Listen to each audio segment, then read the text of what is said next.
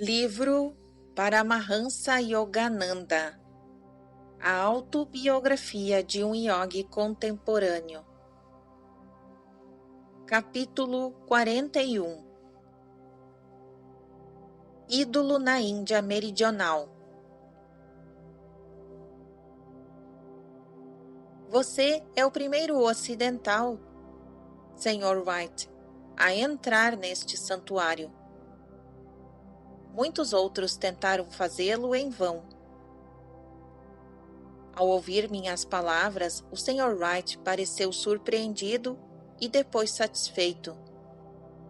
Acabávamos de sair do belo templo de Chamundi, onde as colinas de cujas alturas se contemplava Mysore, na Índia Meridional. Ali havíamos nos curvado ante altares de ouro e prata da deusa Chamundi, divindade padroeira da família dos Rajas de Mysore. Como lembrança desta honra singular, disse Sr. Wright, embrulhando cuidadosamente algumas pétalas de rosa, sempre conservarei estas pétalas, abençoadas pelos sacerdotes com águas de rosas. Meu companheiro e eu passávamos o mês. Observação 341. A senhora Blatt, impossibilitada de acompanhar minha ativa movimentação com o Sr. Wright, permaneceu com meus parentes em Calcutá. Continuação da narrativa. Passávamos o mês de novembro de 1935 como hóspedes do estado de Mysore. O herdeiro do Maharaja, Sua Alteza, o Yuvararaj, e Sir Krishna Narasimharaj Vadiyar, convidara meu secretário e a mim para visitarmos seu reino culto e progressista. Durante a quinzena anterior, eu falara na cidade de Mysore a milhares de cidadãos e estudantes no auditório oficial, na escola universitária de Maharaja e na faculdade de medicina. Fizera 3 conferências públicas em Bangalore, na escola secundária nacional e na escola superior e no auditório de Chet, onde 3.000 pessoas se reuniram. Seus atentos ouvintes deram crédito à imagem vivaz que tracei nos Estados Unidos, não sei, mas os aplausos sempre foram mais sonoros quando falei dos benefícios mútuos que derivariam do intercâmbio do que existe de melhor na civilização do Oriente e do Ocidente. O Sr. Wright e eu descansávamos agora na paz tropical. Seu diário de viagem contém o seguinte relato de suas impressões de Mysore. Muitos instantes de arrebatamento tivemos ao contemplar, quase absortos, a sempre cambiante tela do pintor divino, estendida pelo firmamento, pois somente o pincel de Deus é capaz de produzir cores que vibram com o frescor da vida. Essa juventude de cores se perde quando o homem procura imitá-lo com as meras tintas, pois o Senhor recorre a um meio mais singelo e eficiente. Nem óleos, nem corantes, mas simples raios de luz. Atira ele um borrão de luz aqui e surgem reflexos do vermelho. Agita seu pincel novamente e a cor tinge-se gradativamente de alaranjado e ouro. A seguir, impulsiva e penetrantemente, ele apunhala as nuvens com uma pinçadela de púrpura que deixa um anel ou franja escarlate gotejando da ferida. E assim, ele continua sem pausas, de madrugada ao crepúsculo. O seu jogo, sempre cambiante, sempre novo, sempre vivo. Nenhuma produção, nenhuma reprodução, nenhum modelo, nenhum matiz. É sempre o mesmo. A beleza das transformações do dia para a noite e da noite para o dia na Índia não tem paralelo em nenhuma outra parte do mundo. O céu apresenta-se frequentemente como se Deus houvesse retirado todas as cores de sua paleta e as houvesse tirado num gesto poderoso de caleidoscópio pelo firmamento afora. Devo relatar o esplendor de uma visita à luz das primeiras estrelas, a enorme represa de Krishnagaraja Sagar. Observação 342. A represa, enorme instalação hidrelétrica, fornece luz à cidade de Mysore e forças às fábricas de seda, sabões e óleos de sândalo. Continuação da narrativa. A 19 quilômetros da cidade de Mysore fica localizada essa represa. Yogananda e eu alugávamos uma perua e, acompanhados por um mocinho que faria às vezes de ajudante de mecânico ou substituto da bateria, partimos por uma suave estrada de terra. Exatamente quando o sol se punha, espremido no horizonte como um tomate maduro. Nosso trajeto nos levou, passados os infalíveis campos quadrangulares de arroz, ao cruzar uma plantação de acolhedoras figueiras de Bengala, entre os coqueiros altíssimos, a vegetação era de todos os lados, tão densa quanto uma selva. Chegando ao alto de uma colina, contemplamos a represa, um imenso lago artificial onde se refletiam as estrelas, as palmeiras e o arvoredo de suas margens, e circundavam-na belos jardins, tarraceados e fileiras de lâmpadas elétricas. Ao pé da barragem da represa, vimos um deslumbrante espetáculo, fontes parecidas a geysers, cujas águas coloridas recordavam jorros de tintas brilhantes. Cascatas esplendidamente azuis, vermelhas, verdes e amarelas. E majestosos elefantes de pedra esguichando água. A represa e suas fontes luminosas lembravam-me as de Feira Mundial de Chicago em 1933. Destaca-se por sua modernidade numa veneranda terra de campos de arroz e gente simples. Os indianos nos deram uma acolhida tão carinhosa que receio que será mais do que o meu poder de veemência para levar Yogananda de volta aos Estados Unidos. Outro raro privilégio foi o meu primeiro percurso em elefante. Ontem, o Yuvaraj nos convidou em seu palácio de verão a dar um passeio no dorso de um de seus elefantes. Um enorme animal. Subi por uma escadinha que se destina a trepar até Howdah, cela de forma de caixa, revestida por um acolchoado de seda, e adiante, aos trancos e barrancos, sacudido de todo o jeito dentro da caixa, conforme as depressões do terreno, excessivamente emocionado para exclamações ou preocupações, mas agarrando-me com todas as forças para conservar a própria vida. A Índia meridional rica em ruínas históricas e arqueológicas, é uma terra de encanto definido e, contudo, indefinível.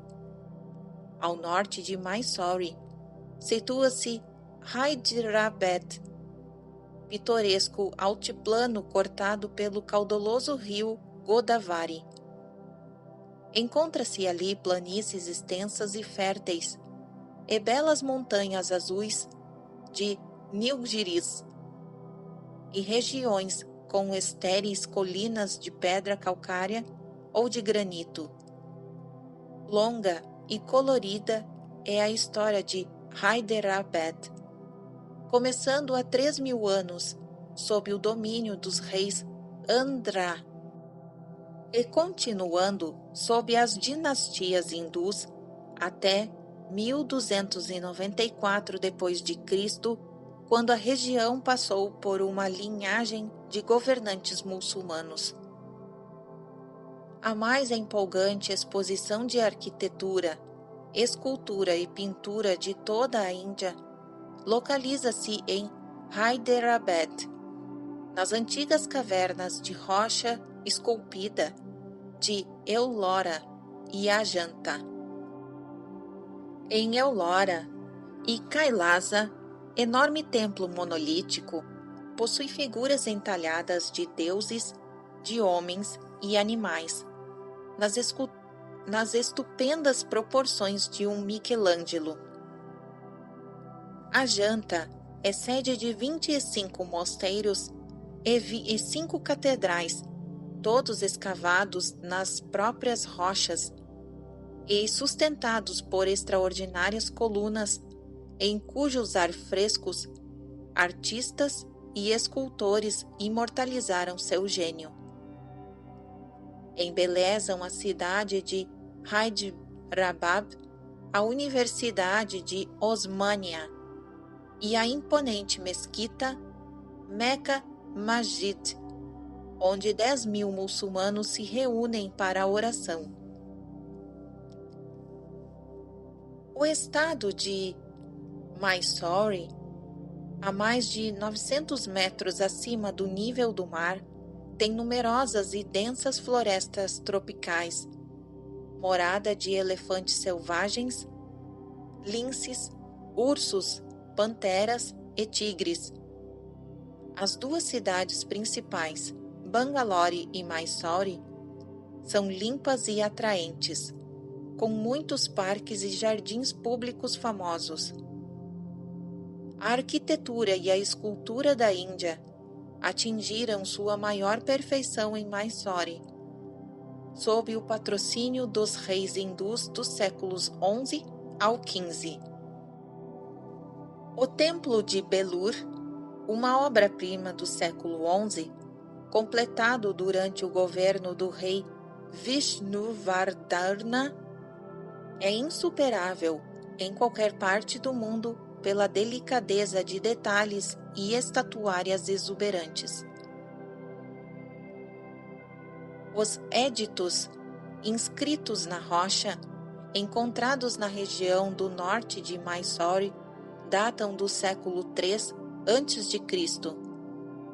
Recordam luminosamente o rei Ashoka. Observação 343.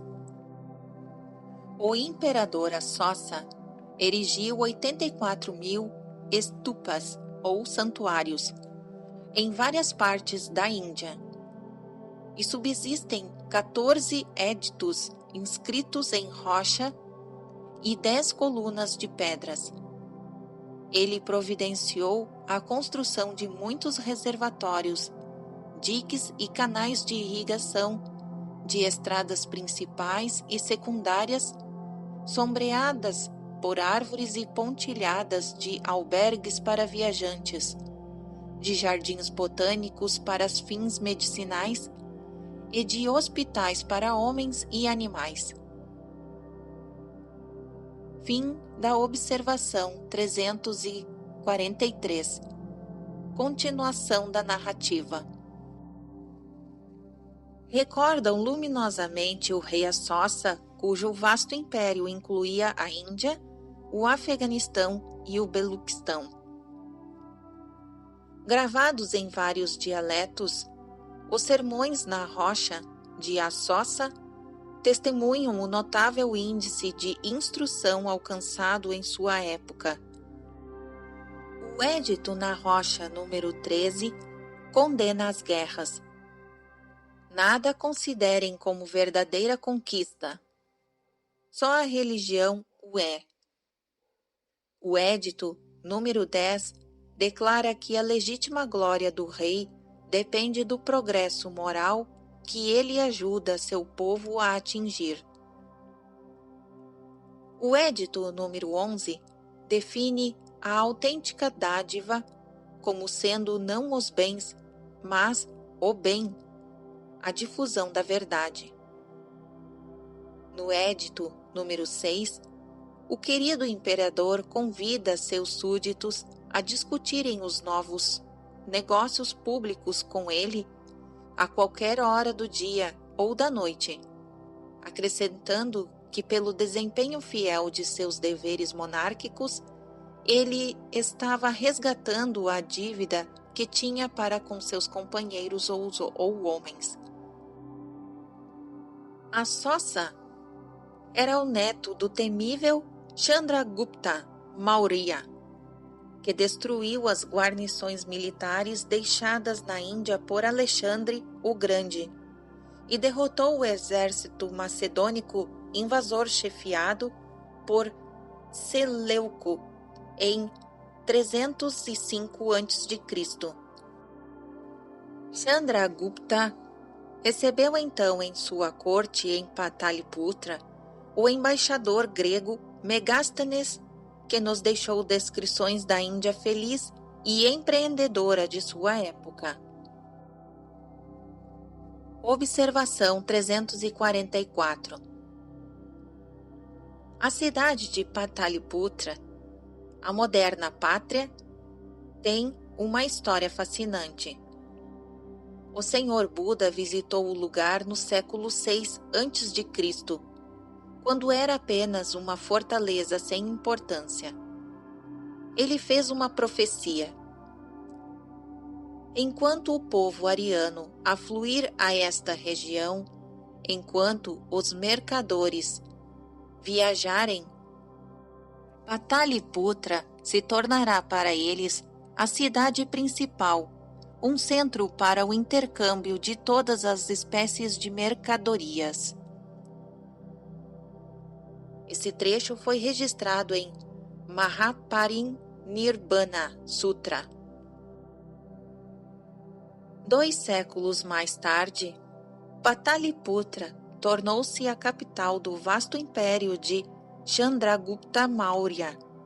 Seu neto Assossa levou a metrópole a uma prosperidade e esplendores ainda maiores. Fim da observação 344. Continuação da narrativa. Em 298 a.C., o vitorioso Chandragupta entregou as rédeas do governo da Índia a seu filho. Viajando para o sul do país, Chandragupta passou os últimos 12 anos de sua vida como um asceta sem dinheiro, buscando a experiência de Deus numa caverna rochosa em Isravanabellagola, hoje um santuário de Mysore. A mesma região ostenta a maior estátua do mundo, cinzelada num imenso seixo rolado pelos Jainas em 1983 d.C., em honra do sábio Gomatswara. Relatos interessantes foram minuciosamente registrados pelos historiadores gregos e outros que acompanharam Alexandre em sua expedição à Índia ou seguiram-no depois. As narrativas de Arriano Deodoro, Plutarco e do geógrafo Estrabão foram traduzidas ao inglês pelo Dr. J. W. McGrindle. Observação 345. Foram publicados 6 volumes sobre a Índia Antiga, em Calcutá, em 1897, e reeditados em 1927 pela editora Chankkervert e Chatterjee. Fim da observação 345. Continuação da narrativa. Essas publicações lançaram um raio de luz na história antiga da Índia.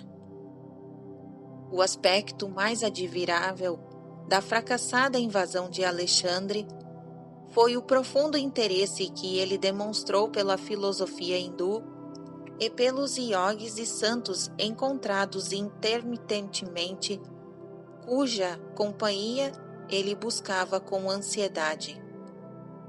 Pouco depois de chegar, o guerreiro ocidental a Taxila, na região norte da Índia, enviou Onisícritos, discípulos da escola helênica de Diógenes, à procura de um grande sannyasi de Taxila, Dandamis.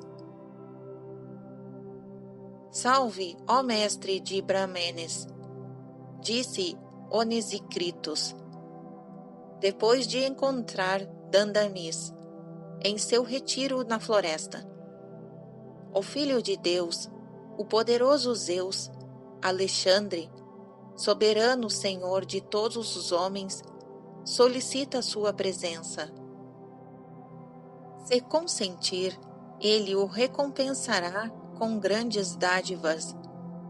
Se recusar, ele lhe cortará a cabeça. O yogi recebeu com toda a calma este convite absolutamente compulsório e não fez mais do que erguer a cabeça de seu leito de folhas. Eu também sou filho de Zeus. Se Alexandre o é, comentou ele.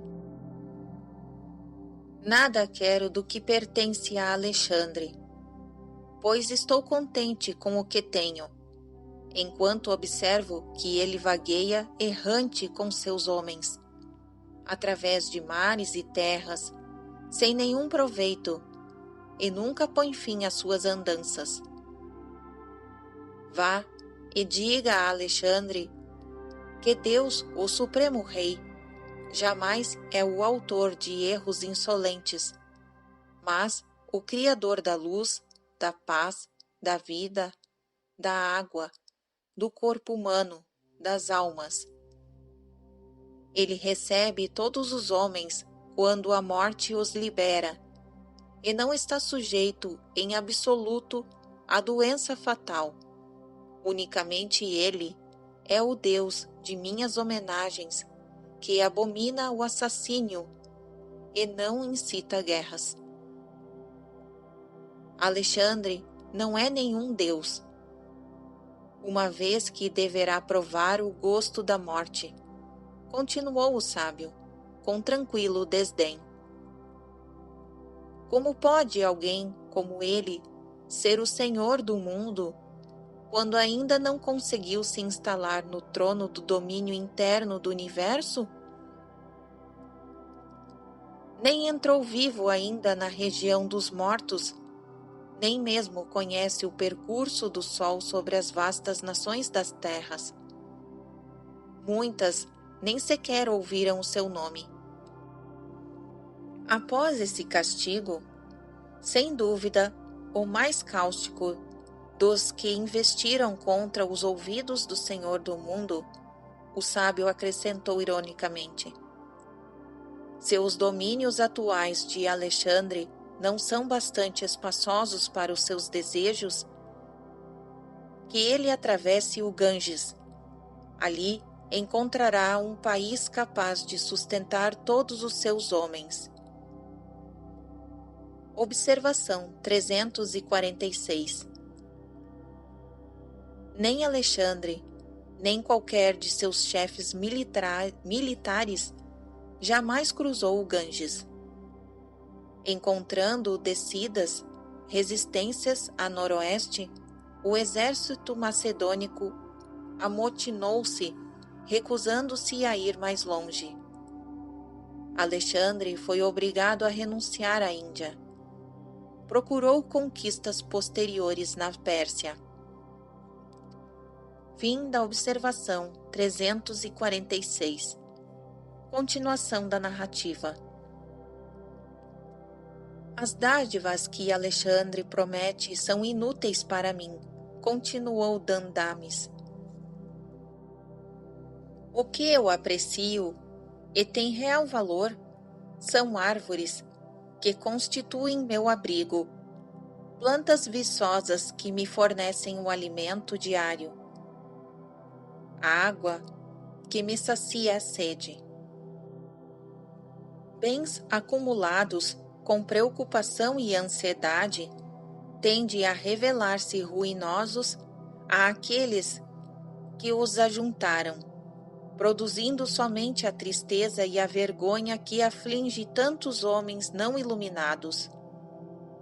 Quanto a mim, deito-me sobre folhas na selva, e nada possuindo para guardar, fecho os olhos em sono tranquilo, ao passo que se tivesse algo de valor para o mundo, esse peso me tiraria o sono. A terra me fornece tudo o que preciso, semelhante à mãe que amamenta o filho. Vou aonde quero, não onerado por cuidados materiais. Se Alexandre me cortar a cabeça, não poderá também destruir minha alma.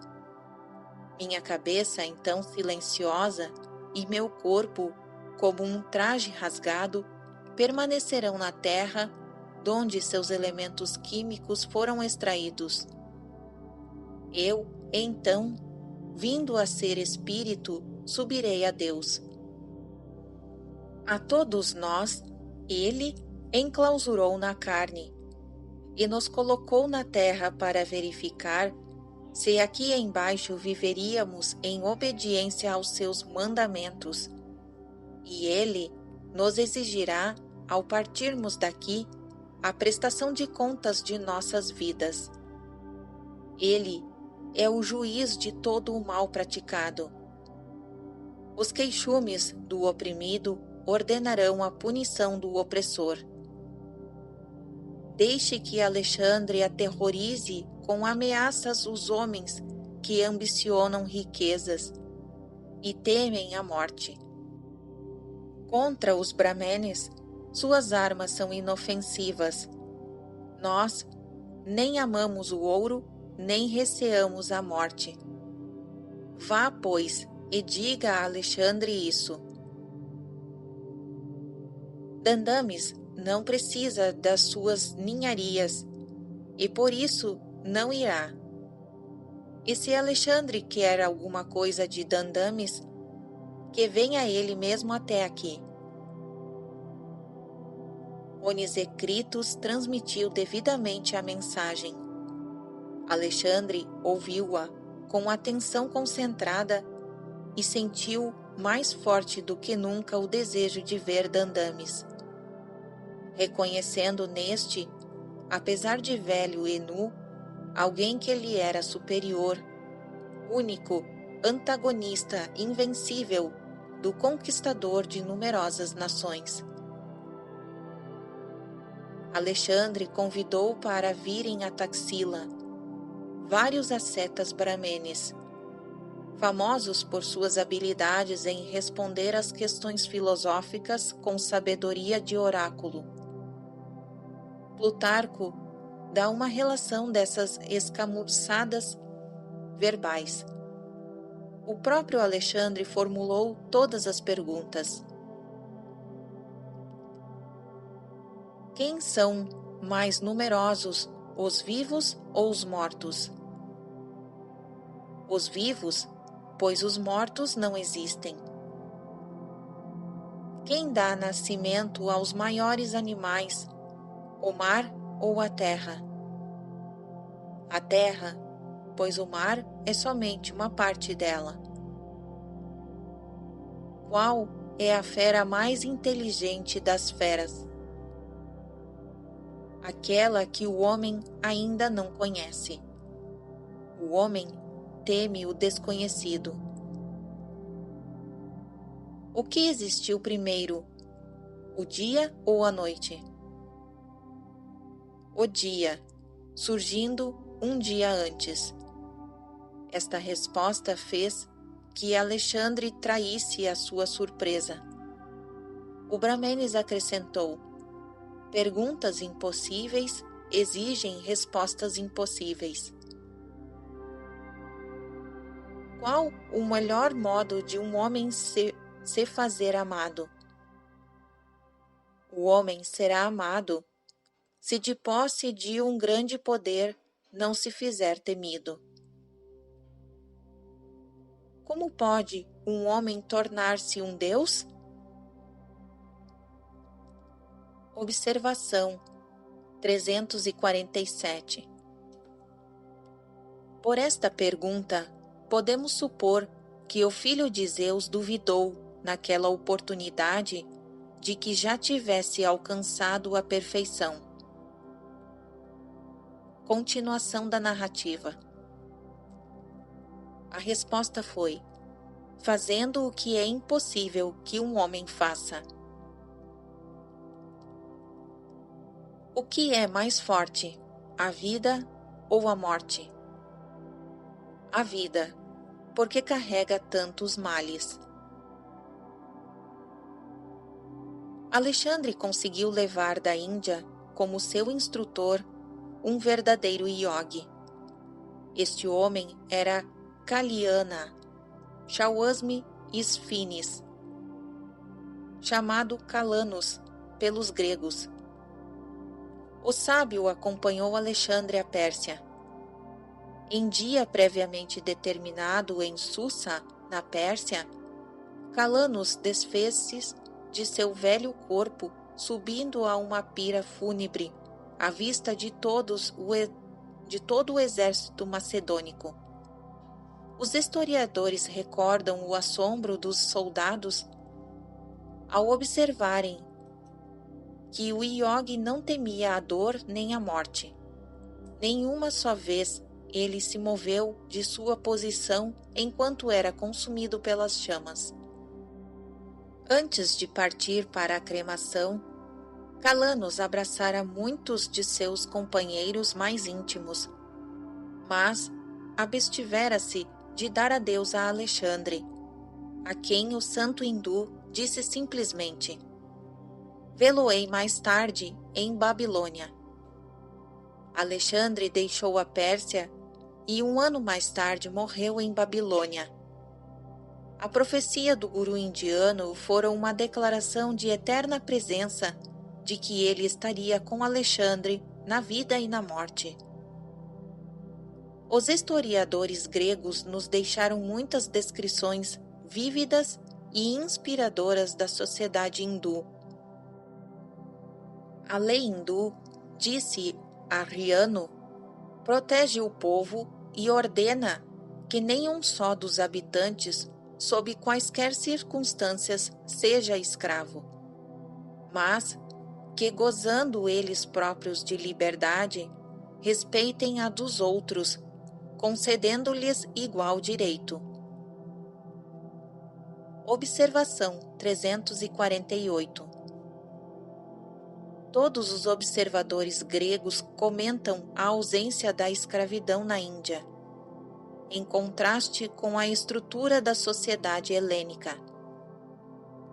Índia criadora, pelo professor Bensi Kumar Sankar, dá uma visão global das realizações da Índia antiga e moderna e dos valores que distinguem em economia, política, literatura, arte e filosofia social. Registrado pelos editores da Mondial Banarsi Das, de Lahore, em 1937. Outro volume recomendado é Cultura hindu através dos tempos, por S. V. Venkateswara. Editores Lorigmans Green, de Nova York. Fim da observação 348. Continuação da narrativa. Os hindus, prossegue outro texto, nem emprestam dinheiro a juros, nem sabem como pedi-lo emprestado. É contrário aos usos estabelecidos que um hindu pratique uma fraude ou dela seja vítima. Por isso, eles nem fazem contratos, nem exigem fiadores. A cura, segundo nos informam, era obtida por meios simples e naturais. Efetuam-se curas mais pelo regime alimentar metódico que pelo uso de medicamentos. Os remédios mais apreciados são unguentos e emplastros. Todos os outros são considerados perniciosos. A obrigação de servir na guerra restringia-se aos kshatriyas, casta militar. Nem mesmo um inimigo, ao deparar com um lavrador trabalhando em seu campo, lhe faria qualquer mal, pois os homens da classe agrícola são considerados benfeitores públicos e protegidos contra qualquer dano. A terra, assim, garantida contra as devastações e pilhagens, e produzindo abundantes colheitas, fornece aos habitantes os recursos para tornar agradável a vida. Os santuários ubíquos em Mysore lembram constantemente muitos grandes santos da Índia meridional. Um destes mestres, Taizu Manavatar, deixou-nos o seguinte poema, que é um desafio. Você pode controlar um elefante enlouquecido. Pode fechar a boca do urso e do tigre. Cavalgar um leão e brincar com uma serpente. Por meio da alquimia, ganhar o seu sustento. Pode vagar incógnito pelo universo dos deuses, fazer vassalos, conservar-se eternamente jovem. Pode caminhar sobre a água e viver no fogo. Mas é melhor governar sua mente. É muito mais difícil. No belo e fecundo estado de Travancore, no extremo sul da Índia, onde o tráfego se faz em rios e canais, o Marajá cumpre todos os anos o compromisso hereditário de expiar os pecados oriundos da anexação à mão armada, em tempos idos, de vários pequeninos estados ao de Travancore. Durante 56 dias anualmente, o Marajá visita o templo 3 vezes por dia para ouvir hinos e recitativos védicos. A cerimônia de expiação termina com Lakshatdipan, ou a iluminação do templo por 100.000 luzes. A presidência. Observação 349. Presidência era uma divisão territorial da Índia Britânica. Continuação da narrativa. A presidência de Madras, na costa sudeste da Índia, apresenta a plana e ampla cidade de Madras, cingida pelo mar, e Conjeeveram, a cidade de Ouro, capital da dinastia Pallava, cujos reis governaram durante os primeiros séculos da era cristã. Na moderna presidência de Madras, os ideais não violência do Mahatma Gandhi fizeram grandes progressos. Os gorros de Gandhi, que se distinguem por sua brancura, são vistos em toda a parte. No sul, em geral, o Mahatma efetuou muitas alterações eclesiásticas importantes para os intocáveis e também reformas no sistema de castas. Em sua origem, o sistema de castas, formulado pelo grande legislador Manu, era admirável. Ele percebeu claramente que os homens se distinguem pela evolução natural em 4 grandes classes. Os capazes de prestar serviço à sociedade através de seu trabalho braçal ou manual são os Sudras. Os que servem através de raciocínio e perícia em agricultura, comércio, intercâmbio e negócios em geral são os Vaisyas. Os que possuem talento administrativo, executivo e defensivo, governantes e guerreiros, são os Kshatriyas. Os de natureza contemplativa, espiritual, inspirados e inspiradores são os Brahmins.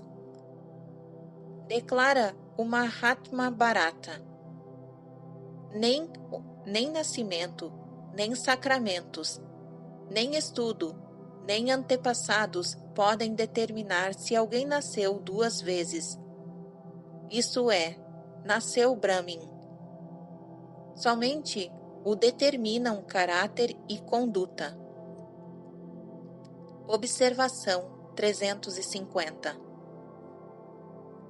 A inclusão numa destas 4 castas dependia primitivamente não do nascimento, mas das capacidades inatas do homem demonstradas pelo objetivo que ele procurasse alcançar na vida.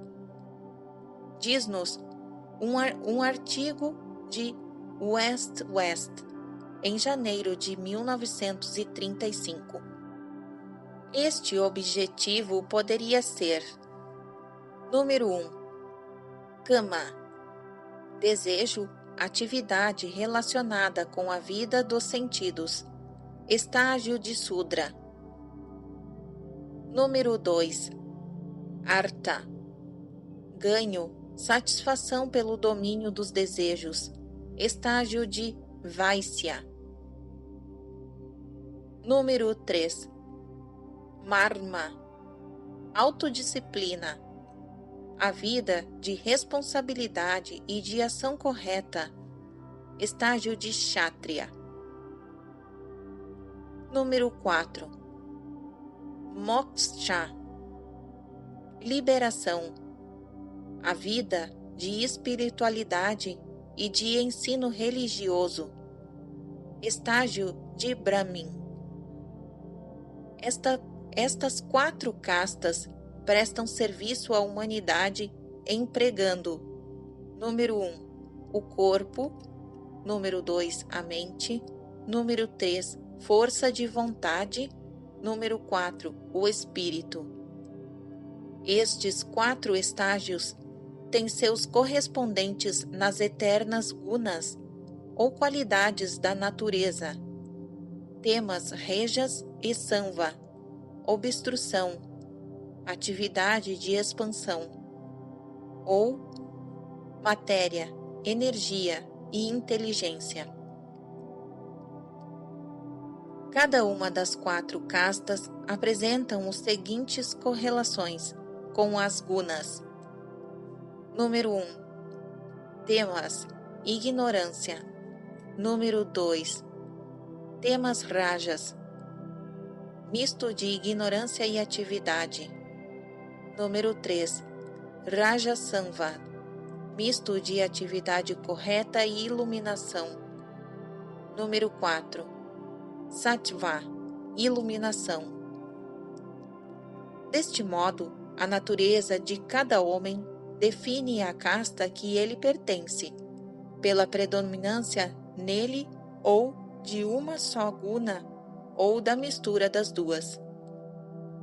Sem dúvida, cada homem possui todas as 3 gunas em proporções variadas. O guru será capaz de determinar com acerto a casta ou status evolutivos de um homem. Em certa medida, todas as raças e nações obedecem na prática, se não na teoria, aos aspectos de casta.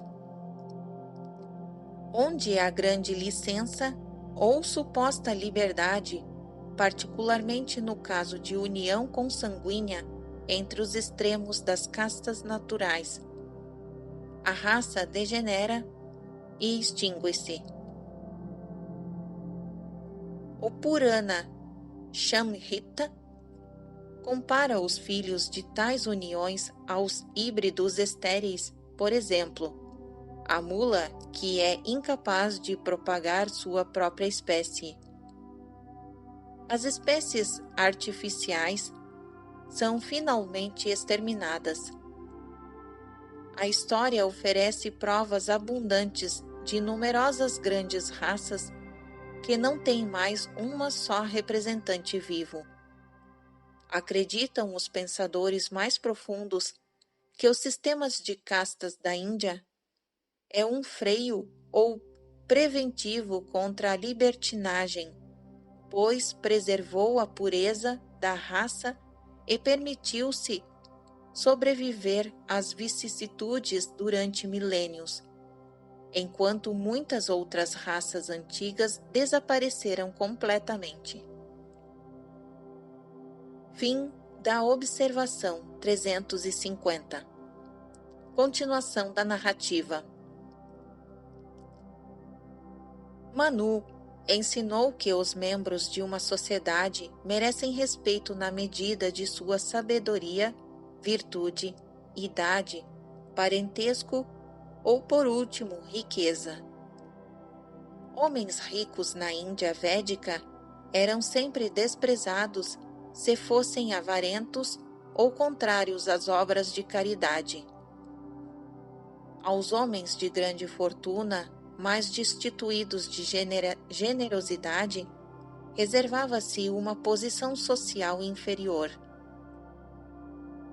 Sérios abusos surgiram quando o sistema de castas se cristalizou através dos séculos, convertendo-se num cabestro hereditário. A Índia, nação soberana desde 1947, progride com vagar, mas com segurança na reestruturação dos antigos valores de casta, baseados unicamente na qualificação natural e não no nascimento. Toda a nação da Terra luta com karma de injustiças sociais, que lhe é particular e que deve esgotar honrosamente. A Índia, com seu espírito invulnerável e versátil, enfrenta dignamente a sua tarefa de reformar as castas. Tão fascinante é a Índia meridional que o Sr. White e eu ansiávamos prolongar nosso idílio. Mas o tempo, em sua rudeza imemorial, não teve a cortesia de dilatar nossa permanência ali. Fui incluído entre os que falariam na sessão final do Congresso Filosófico Indiano na Universidade de Calcutá. Ao término de minha visita a Mysore, tive o prazer de conversar com Sri Raman, presidente da Academia Hindu de Ciências. Este brilhante físico indiano recebeu o Prêmio Nobel em 1930 por sua importante descoberta do efeito Raman na difusão da luz. Com um gesto de adeus relutante à multidão de discípulos e amigos em Madras, o Sr. Wright e eu empreendemos a partida. Em caminho, detivemo-nos num pequeno santuário consagrado à memória de Sadasiva Brahman. Observação 351. Seu título formal era Shawasmi Siri Sadasivendra Saravasti, usado ao escrever seus livros, registrado nos comentários aos Yoga Sutras de Patanjali e aos Brahma Sutras. Filósofos modernos da Índia têm por ele o maior respeito. O último, Shankaracharya, do mosteiro Siringeri, em Mysore, Sua Santidade Siri Chandrasekhara Shawasmihana Bharati, escreveu uma inspiradora ode dedicada a Sadasiva. Fim da observação 351. Continuação da narrativa. Em caminho, detiveram-nos num pequeno santuário consagrado à memória de Sadasiva Brahman, cuja vida decorreu no século XVIII, repleta de milagres. Um outro e maior santuário a Sadasiva, erguido pelo Raja, pelo Pudukkottai, em Nerur, é um lugar de peregrinação que testemunhou muitas curas divinas. Sucessivos governantes de Pudukkottai vêm conservando como tesouro sacrossanto as instruções religiosas de Sadasiva, que escreveu em 1750 para a orientação do príncipe reinante. Muitas e estranhas histórias sobre Sadasiva, um mestre querido e completamente iluminado, ainda são contadas pelos habitantes das aldeias da Índia meridional. Certo dia, viram Sadasiva em Samadhi, à margem do rio Kaveri, ser arrastado por uma enchente repentina. Semanas depois descobriram-no enterrado profundamente sob espessa camada de lodo perto do Kodumudi, no distrito de Coimbatore. Quando as pás dos habitantes da aldeia lhe golpearam o corpo, o santo ergueu-se e afastou-se lépido. Sadasiva tornou-se um Muni, um santo silencioso, depois de seu guru o ter repreendido por derrotar categoricamente, em discussão dialética, um erudito em Vedanta mais idoso. Quando um jovem como você aprenderá a refrear a língua? Comentara o guru. A partir deste momento, com sua bênção. O guru de Sadasiva foi o Shawasmi Paranasivendra Saravasti, autor de Dharavidya Prakashika, e um profundo comentarista do Uttarajita. Certos homens mundanos, ofendidos porque Sadasiva, inebriado com Deus, era visto frequentemente a dançar sem decoro nas ruas, levaram suas queixas ao erudito guru. Senhor, declararam eles, Sadasiva não passa de um louco. Mas Paramasivendra, sorrindo alegremente, exclamou, Oh, se ao menos os outros tivessem a mesma loucura! Manifestações numerosas, estranhas e belas, da mão interveniente, assinalaram a vida de Sadasiva. Muita injustiça aparente existe neste mundo, mas os devotos de Deus dão testemunho dos inúmeros casos em que sua justiça foi imediata. Uma noite Sadasiva, em Samadhi, parou junto ao celeiro de um rico chefe de família. 3 criados de sentinela contra os ladrões ergueram suas varas para golpear o santo. Seus braços, porém, ficaram imobilizados. Como estátua, os braços para cima, o trio permaneceu compondo um excepcional quadro vivo até a partida de Sadasiva pela madrugada. Em outra ocasião, o grande mestre foi rudemente forçado a participar de um serviço por um capataz que por ali passava, e cujos trabalhadores carregavam combustível. O santo silencioso transportou humildemente a sua carga até o lugar de destino e ali a depositou em cima de uma enorme pira. A carga inteira de combustível incendiou-se imediatamente. Sadasiva, como Trailanga Shawasmi, não usavam roupas. Certa manhã, nu e absorto, penetrou na tenda de um chefe tribal muçulmano. 2 mulheres gritaram alarmadas. O guerreiro, com um selvagem golpe de espada, decepou o braço de Sadasiva. O mestre foi-se embora como se nada houvesse acontecido. Tomado de pânico e remorso, o muçulmano apanhou do solo o braço e seguiu Sadasiva. O iogue calmamente inseriu o seu braço no coto sangrento.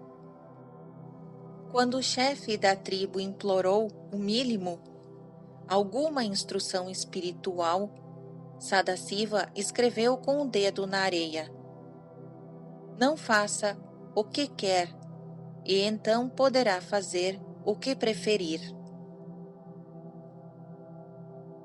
O muçulmano viu-se elevado a um estado mental mais puro e compreendeu que esse conselho paradoxal significava, através do domínio do ego, ganha-se a liberdade da alma.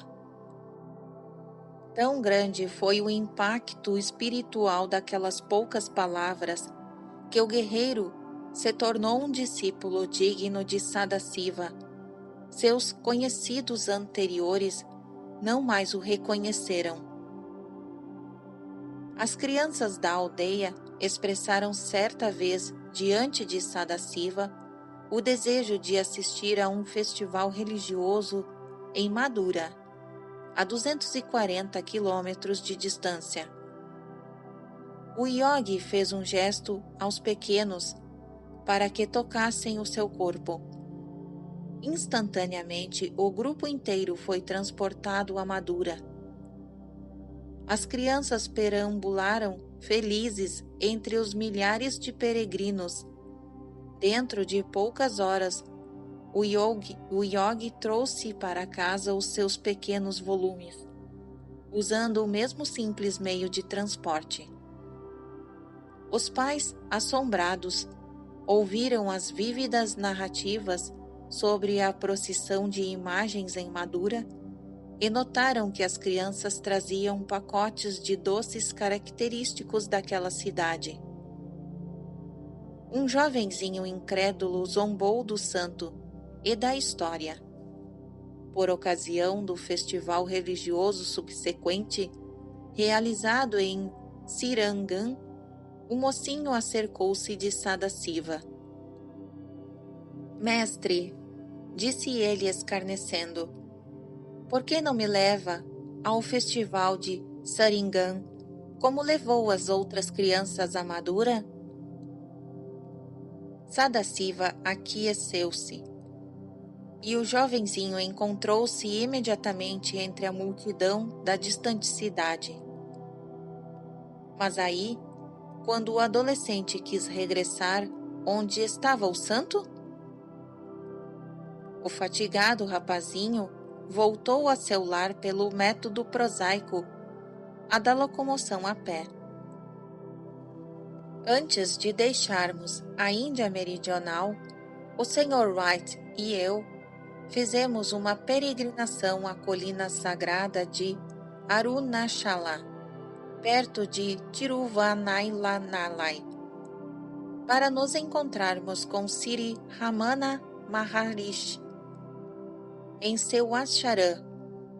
O sábio nos acolheu afetuosamente e assinalou com o dedo uma pilha de revistas da West.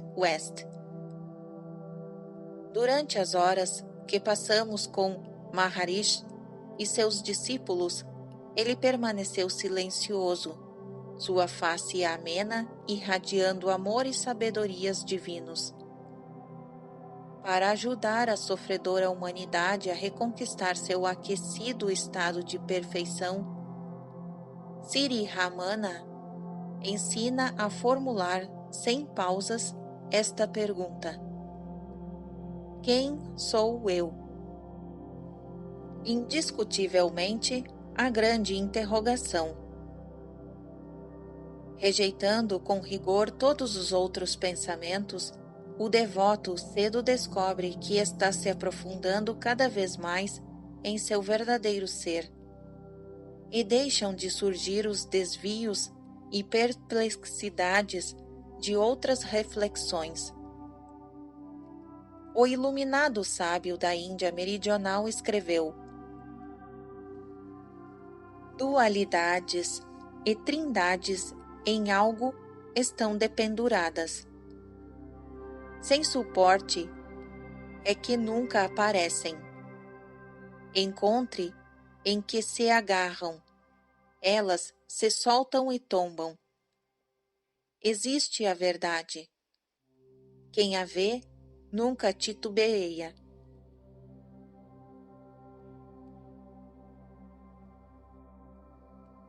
Fim do capítulo 41.